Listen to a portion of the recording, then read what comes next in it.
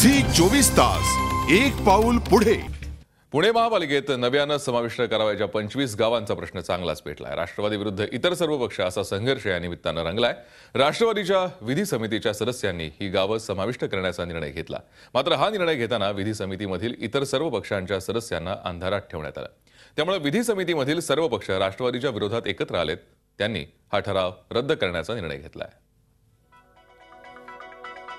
महापालिका हद्दीलगतची गावे पुण्यात समाविष्ट करण्याचा प्रस्ताव मागील काही वर्षांपासून चर्चेत आहे।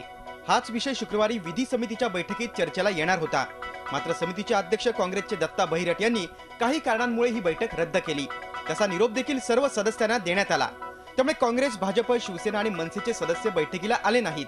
त्याचा फायदा घेत राष्ट्रवादीने 25 गावे महापालिका हद्दीत समाविष्ट करण्याचा निर्णय घेऊन टाकला।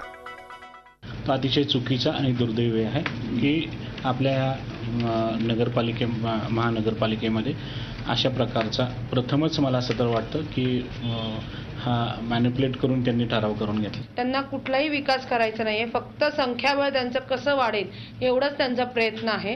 आणि त्यांनी त्यासाठीच आमच्या इतर सदस्यांना गाफील ठेवून तो ठराव मंजूर करून घेतला होता।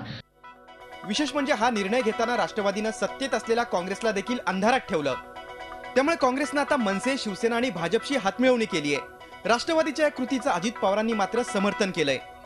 चुकीच्या पद्धतीने बेकायदेशीर बांधकाम होणार, प्लॅनिंग काही नसणार, मग काही घडलं तर ॲम्ब्युलन्स जात नाही, काही घडलं तर तिथं फायर ब्रिगेड जाऊ शकत नाही, अशा पण घटना होऊ नये म्हणून काहींना वाटलं असेल की अशा प्रकारचा निर्णय घ्यावा। थेट अजित पवारांनी समर्थन केलं म्हटल्यावर राष्ट्रवादीच्या सदस्यांचं बळ वाढलंय। त्यामुळे शनिवारी झालेल्या विधी समितीच्या बैठकीला राष्ट्रवादीचे नगरसेवक गैरहजर राहिले। या बैठकीत राष्ट्रवादीच्या निर्णयाचा फेरविचार करण्याचा निर्णय झाला। त्यामुळे गावे समाविष्ट करण्याच्या विषयावरून महापालिकेत राजकारण रंगणार हे निश्चित। झी 24 ताससाठी नितीन पाटोळे, पुणे। झी 24 तास एक पाऊल पुढे।